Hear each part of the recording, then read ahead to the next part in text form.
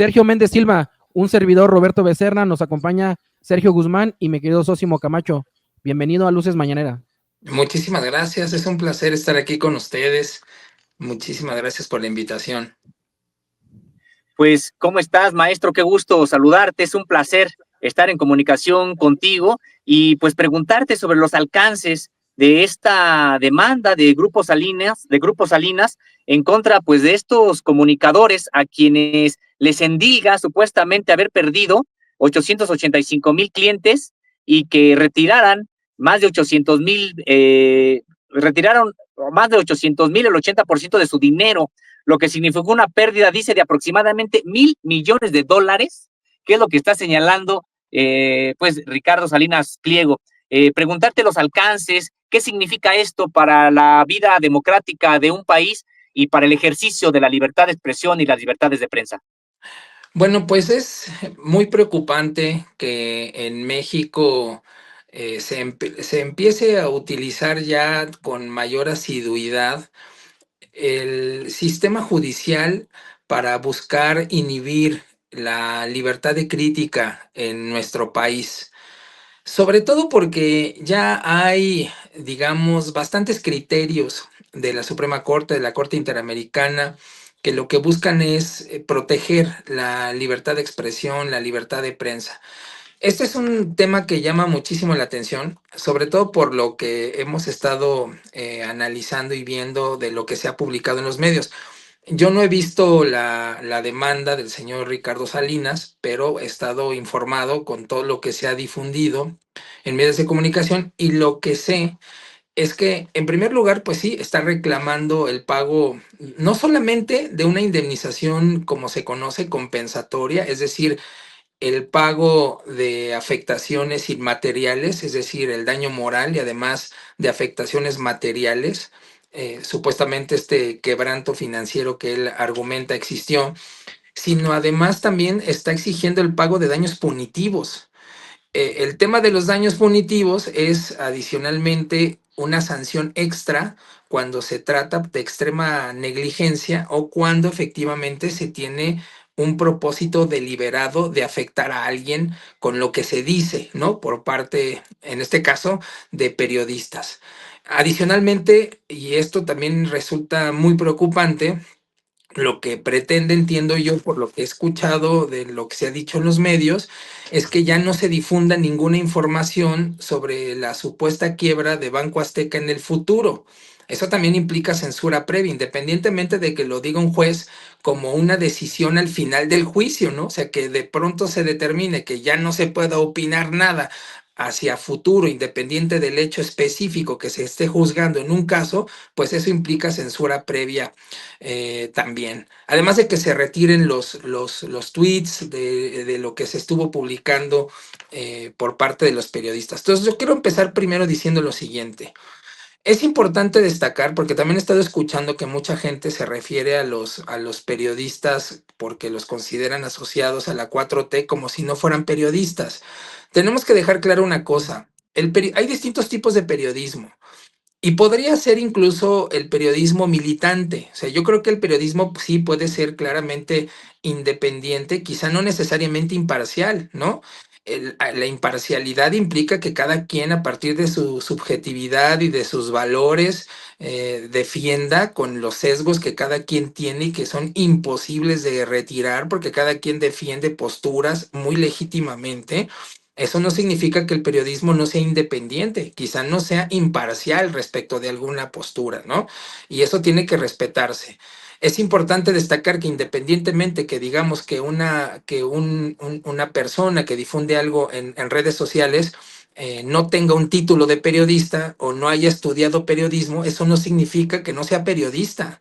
Esto es muy importante dejarlo claro porque la Suprema Corte ya ha dicho que, y también la Corte Interamericana, han dicho que la función del periodismo es lo que se protege, no si alguien estudió periodismo o si alguien, por ejemplo, se dedica permanentemente a esa actividad. Hay un caso en donde se discutía por una acción de inconstitucionalidad si la labor que se hace de difundir información tendría que ser permanente para estar protegidos por las leyes que cuidan a los periodistas, y la Suprema Corte determinó que no era necesario esta labor de permanencia. Me refiero Muchas veces los ciudadanos graban cosas en la calle y no se dedican a permanentemente estar difundiendo información, sino de ese momento grabaron algo y lo difundieron. ¿Está protegido eso por la libertad de expresión? Por supuesto. ¿Podría considerarse una especie de periodismo ciudadano? Desde luego que sí.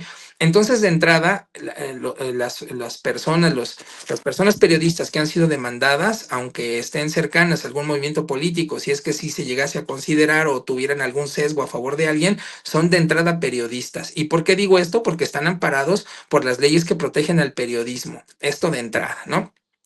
Segundo, aquí también es importante destacar lo siguiente, y creo que esto es un matiz fundamental a partir de lo que está planteando el señor Ricardo Salinas. Porque una cosa es que el señor Ricardo Salinas diga que los periodistas difundieron hechos falsos sobre la supuesta quiebra del Banco Azteca, y otra cosa es que ellos hayan hecho referencia, ¿no?, a lo que pasaba en redes sociales sobre esa supuesta quiebra. ¿Por qué digo esto? Esto es muy relevante. Una cosa es que se difunda algún tipo de información a partir de algún tipo de investigación. Por ejemplo, la Suprema Corte ha hecho una distinción entre hechos e información, ¿no? Entre opinión e información basada en hechos, perdón. Por ejemplo, respecto del tema de la información, lo que ha dicho la Suprema Corte es que la información basada en hechos sí se tiene que expresar con veracidad. Veracidad no significa de ninguna manera verdad. Veracidad está asociada, yo digo, sobre todo a la necesidad de, digamos, de un cierto sustento investigativo, ¿no? Entonces, veracidad significa que esté sustentado en hechos, que existan, que realmente se hayan presentado en la realidad, ¿no? Y segundo, que la información que se presente con imparcialidad. Entonces, este elemento es muy relevante porque por lo que yo he estado viendo de lo que dijeron los periodistas que fueron demandados, ellos no hicieron una investigación hablando del tema de la quiebra del banco, donde ellos dijeran, ¿saben qué? Investigamos cómo está la salud financiera del banco, sino hicieron mención de un hecho realmente existente que implicaba que en redes sociales la gente hablaba de una supuesta quiebra del banco. Entonces, nunca ellos dijeron algo falso. Este matiz es importante. Les voy a poner un ejemplo. No sé si ustedes recuerdan cuando el entonces diputado Fernández Noroña se paró en la Cámara de Diputados y desplegó una manta haciendo referencia al supuesto alcoholismo del señor Felipe Calderón, y que decía que si una persona que tuviera ese padecimiento no le permiten manejar un vehículo, pues cómo le permites manejar un país, ¿no? Ese es un elemento importante porque los medios dieron a conocer esa noticia, no la noticia en sí del supuesto padecimiento del presidente, sino del hecho noticioso de un diputado desplegando una manta en la Cámara. Una cosa es hablar del supuesto padecimiento y otra cosa es hablar del hecho noticioso de que alguien desplegó una manta hablando de ese supuesto padecimiento. Entonces, yo, por ejemplo, estuve viendo los tweets que publicó Vicente Serrano y él, por ejemplo, hacía referencia a que había una supuesta campaña, incluso hasta presentó la información con esta necesaria imparcialidad. Él dijo una supuesta campaña, ¿no? De una posible quiebra. Me parece que utilizó incluso hasta ese tipo de lenguaje. Él no dijo, a mí me consta que el banco está en quiebra y nosotros investigamos y presentamos esta información. Jamás dijo eso. Lo que dijo es, hay en redes, ¿no?, una información en donde se dice que el banco está en quiebra al parecer, ¿no? Por ejemplo, decían que este periodista que se hace llamar el Chapucero, que él hizo un llamado a que la gente sacara su dinero del banco.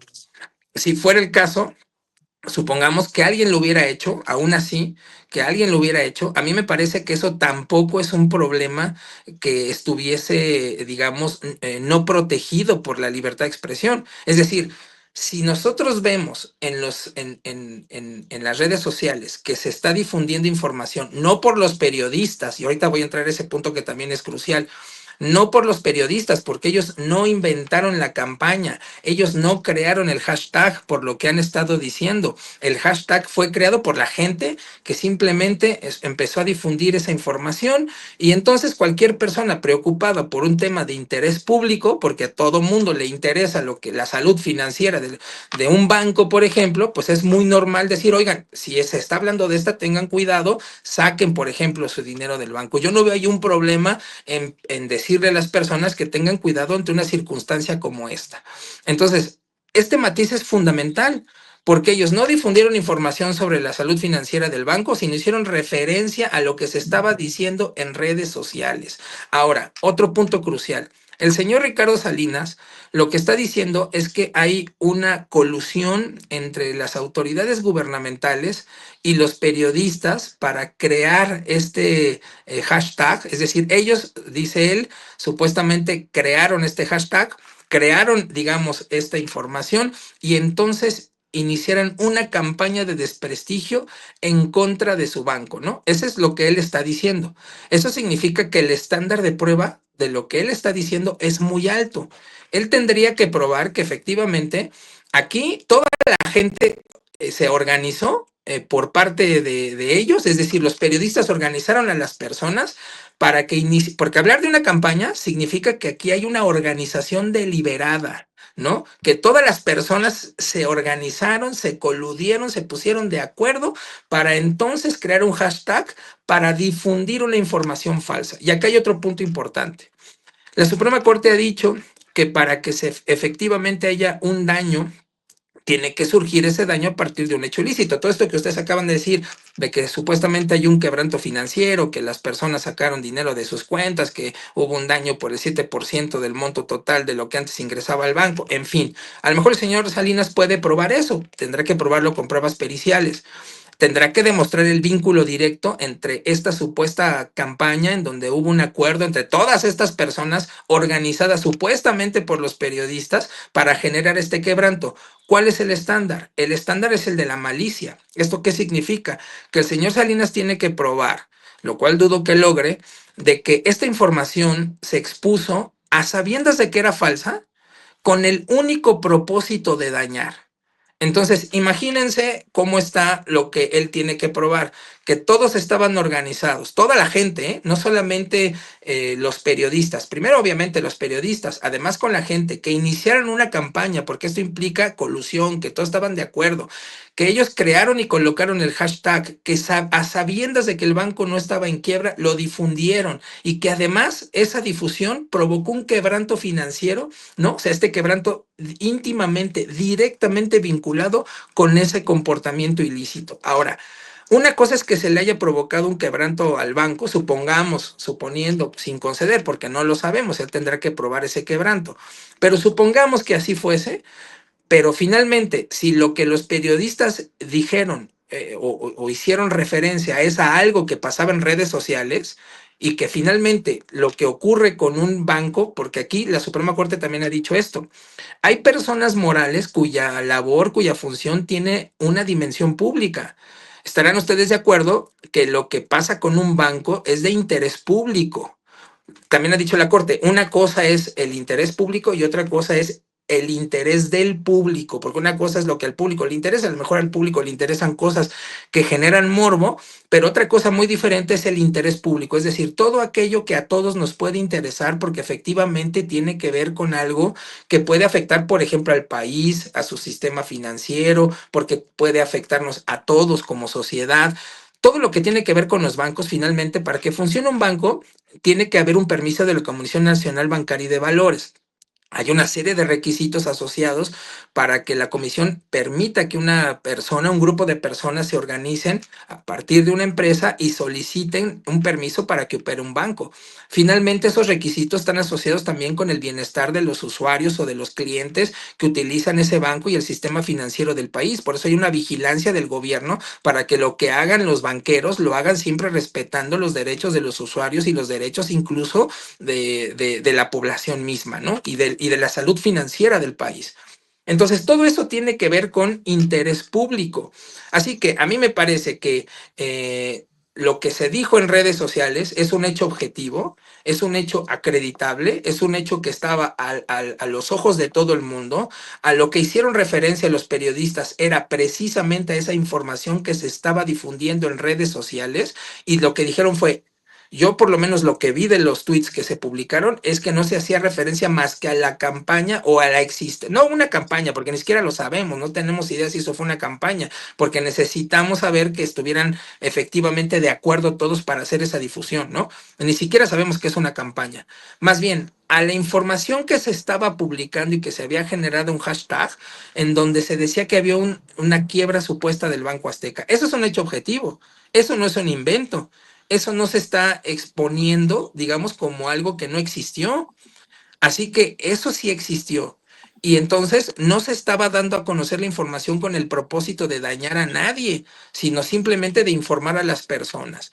Y si efectivamente eso llegase a ocurrir, pues es muy razonable que cualquiera hubiera dicho, oigan, si esto es real, pues cuídense, si es que alguien llamó a sacar el dinero del banco, ellos o cualquiera o como sea, pues eso tampoco es un problema porque es bastante razonable que cualquier persona lo hubiese hecho.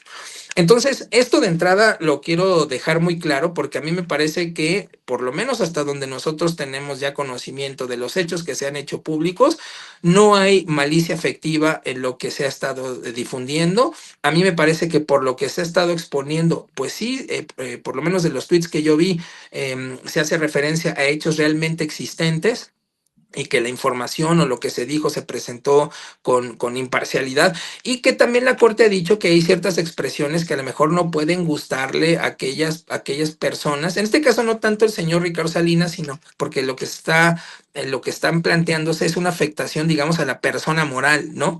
Al banco en sí mismo, a la persona jurídica. Por lo que entiendo, no es que el señor Ricardo Salinas diga que a él se le está afectando en su honor, sino que se afecta el honor de la persona moral, el banco, con motivo de esta, según él dice, supuesta campaña en su contra orquestado por los periodistas.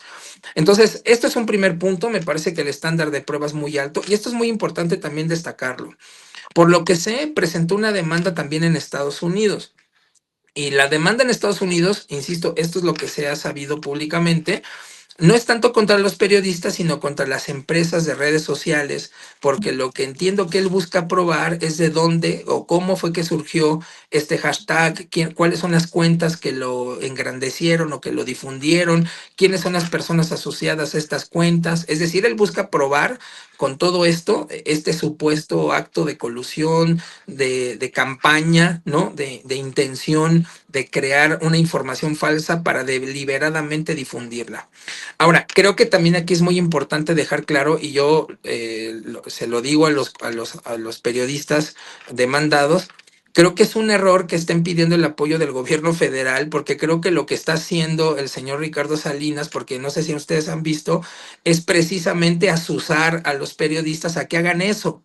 Porque si su teoría del caso es que los periodistas están siendo apoyados por el gobierno porque supuestamente dicen, el señor Jesús Ramírez se llama, ¿no? El director de comunicación social.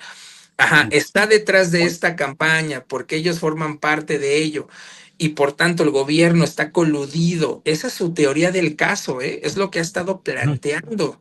Entonces, a mí me parece que es un error de parte de los periodistas de que, independientemente de que no sea cierto que estén de acuerdo y que simplemente manifiesten una simpatía, porque tienen absolutamente todo el derecho de sentir simpatía por un movimiento político, yo creo que estratégicamente es un error que públicamente estén pidiendo el apoyo del gobierno porque precisamente están haciendo lo que quiere el señor Ricardo Salinas, es decir, darle pruebas supervenientes de una supuesta colusión entre el gobierno al pedirle el apoyo directa y abiertamente a la presidenta Claudia Sheinbaum o al movimiento político Morena, ¿no? Estamos de acuerdo que no es que estén coludidos ni estén actuando en una campaña, pero creo que esto estratégicamente es incorrecto para ellos, ¿no? Respecto de su caso. Por otro lado, aquí también es importante analizar algo. ¿Por qué razón el señor Ricardo Salinas presenta la demanda en Jalisco? ¿No? Justo, lo saludo, profesor Sergio Méndez, lo saluda Sergio Guzmán. Eso quería preguntarle justamente, ¿qué implicaciones tiene? ¿Por qué? ¿Cuál es el trasfondo de llevar la demanda a Guadalajara? ¿Y por qué con un juzgado en específico? ¿Cuál? O sea, ¿Cómo analizar esa situación? Ok. Miren, yo de entrada, porque aquí el tema de competencia tiene que ver sobre todo en dónde se genera la afectación, quién es el afectado. En este caso yo sé que uno de los periodistas vive allá, eso pudo haber sido también alguna de las justificaciones. Pero yo creo que una de las razones también más importantes es que, por ejemplo, aquí en la Ciudad de México existe una ley específicamente existente para la protección de la labor periodística. La ley para la protección del honor, la propia imagen, ¿no? En la Ciudad de México. Entonces, no existen, hasta donde yo sé, una ley similar en el estado de Jalisco. Entonces, eso de entrada me parece que es algo digno de destacarse. En segundo lugar, no podría yo decir que hay un juez que sea parcial porque no tengo elementos para afirmarlo, pero de entrada sí puedo decirles, a partir de lo que el propio señor Ricardo Salinas ha dicho, porque bueno, claro, él afirma que esto es por un supuesto quebranto y quiere que se resarzan los daños y que haya además una pena adicional con el daño punitivo, además de las indemnizaciones compensatorias y lo que está pidiendo, ¿no? Pero él sí ha dicho claramente que lo que busca es, digamos, que los periodistas sufran con esta demanda. O sea, él públicamente lo ha dicho, es decir, ahora sí les va a tocar gastar su dinero, ahora sí ustedes van a tener que involucrarse en su defensa porque él tiene, dice, un pool de abogados brillantísimos y todopoderosos, ¿no? Es decir, ¿qué implica esto? Imagínense, si la mayoría de los periodistas viven en la Ciudad de México o en otras entidades federativas, o en el caso de Vicente Serrano, vive en Estados Unidos, hasta donde yo sé, lo que implica para ellos tener que trasladarse a Jalisco, ¿no? Para el desahogo de las audiencias, lo que implica pago de honorarios de abogados, lo que implica el pago de viáticos, ¿no? Lo que implica el pago de peritajes, por ejemplo, porque este tema del quebranto financiero, de que si sí o si no se generó el quebranto, porque además esto ya no lo precisé, pero una cosa es que se le haya generado un quebranto supuestamente al señor Salinas y que eventualmente logre probarlo, bueno, a Banco Azteca en particular, y otra cosa es que eso haya sido producto de un hecho ilícito. Si hasta donde vamos, lo que se dijo no fue nada asociado a una información, digamos que ellos hayan generado de una manera negligente o falsa, inventando lo de la supuesta quiebra, porque no hicieron referencia a la situación de la quiebra en sí, sino a la información que se daba sobre la supuesta quiebra en redes sociales, que es un matiz extraordinariamente importante dejarlo claro, ¿no? Porque ahí sí había una base objetiva sobre la existencia de esa supuesta información. Bueno, pues ellos no estaban hablando del quebranto en sí, sino de lo que se decía en redes sociales sobre el supuesto quebranto. Entonces, ahí a mí me parece que no hay un hecho ilícito, ¿no? Aunque se probara el quebranto, no es producto de un hecho ilícito. Tiene que haber un hecho ilícito, un vínculo directo entre ese hecho ilícito y la afectación supuesta generada con motivo de lo que se dijo por parte de los periodistas. Pero adicionalmente a mí sí me parece que esto tiene un propósito inhibitorio de la libertad de expresión, porque pretende además generar una afectación. Yo sí creo que a cualquier persona que enfrenta un juicio por parte de un personaje que tiene recursos económicos ilimitados. Y aquí lo digo por lo siguiente, no sé si ustedes recuerdan que una vez el señor Ricardo Salinas dijo que había perdido un juicio laboral por 700,000 pesos por parte de un trabajador que lo había demandado. Y que el señor Ricardo Salinas dijo, bueno, pues sí ganaste, pero pues para mí ese monto que ganaste yo lo recupero en 1.5 segundos de mi vida, ¿no? O sea, Sí. lo que para el trabajador era todo quizá unos buenos años de trabajo para él, para el señor Ricardo Salinas en 1.5 segundos de su vida recupera 700,000 pesos.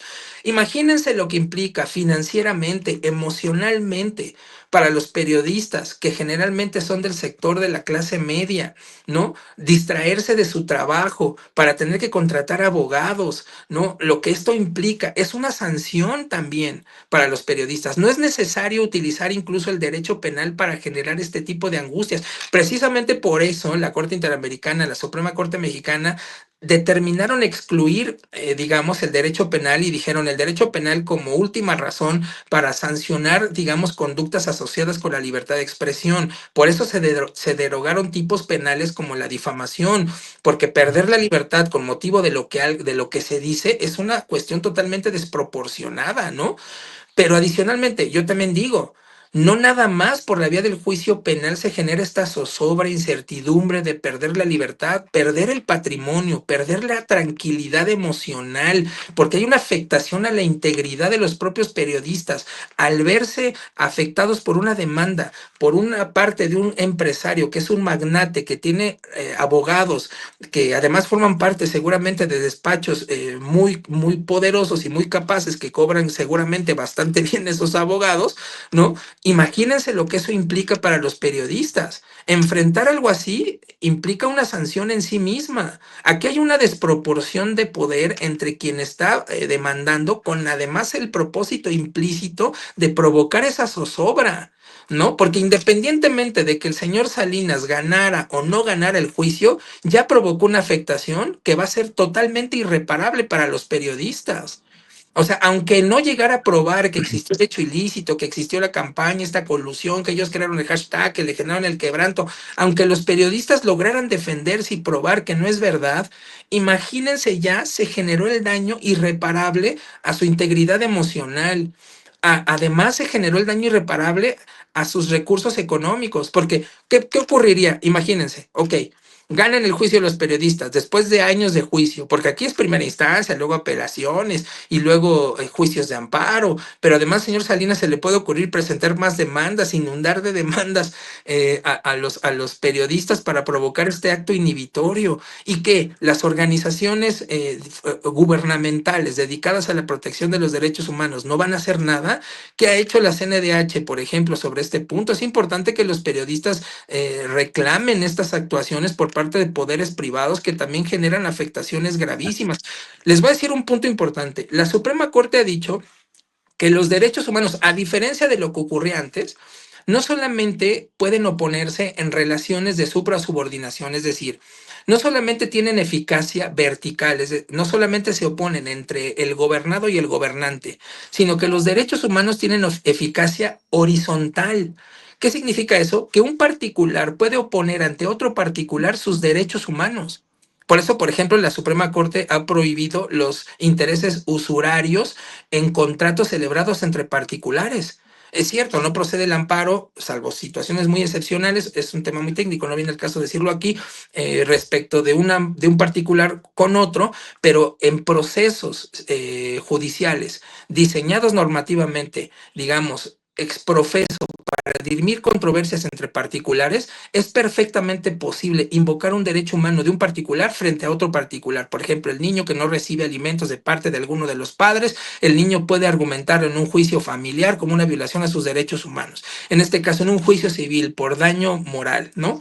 Que sería responsabilidad subjetiva extracontractual, como es el caso de los periodistas demandados. Ellos, por supuesto, que pueden oponer sus derechos humanos en este juicio civil frente al señor Ricardo Salinas y plantearle el contexto de desproporción de un enorme poder en su perjuicio, que per se ya implica una forma inhibitoria y una manera de sanción anticipada contra los periodistas, porque más allá de que ganen o pierdan, esto ya es una sanción anticipada, es como la prisión preventiva oficiosa, en lo que determinamos si eres responsable o no, ya estás en prisión. Aquí también, independientemente de si ganan o pierden los periodistas, ya gastaron, ya hizo sobra, ya hay un conflicto gravísimo para ellos. ¿Y qué va a ocurrir? ¿Se va a permitir incluso el juicio? A mí me parece esto una cuestión gravísima, lo que está ocurriendo, y sí tiene que haber, digamos, solidaridad de todo el mundo para evitar que esto continúe.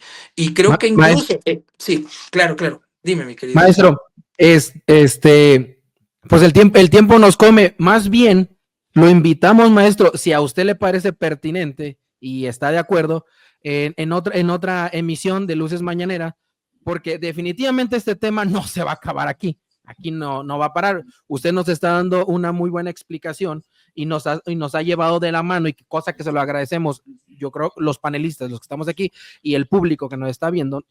Pero yo creo que podríamos darle más adelante a más temas de esto, y hay que ver también qué tanto avanza, ¿no? Y con base a eso vamos dando actualizaciones. ¿Le parece, maestro Sergio Méndez, que si le ponemos aquí ahora sí que un pause y lo continuamos más adelantito? Claro, si usted nos regala más tiempo, maestro.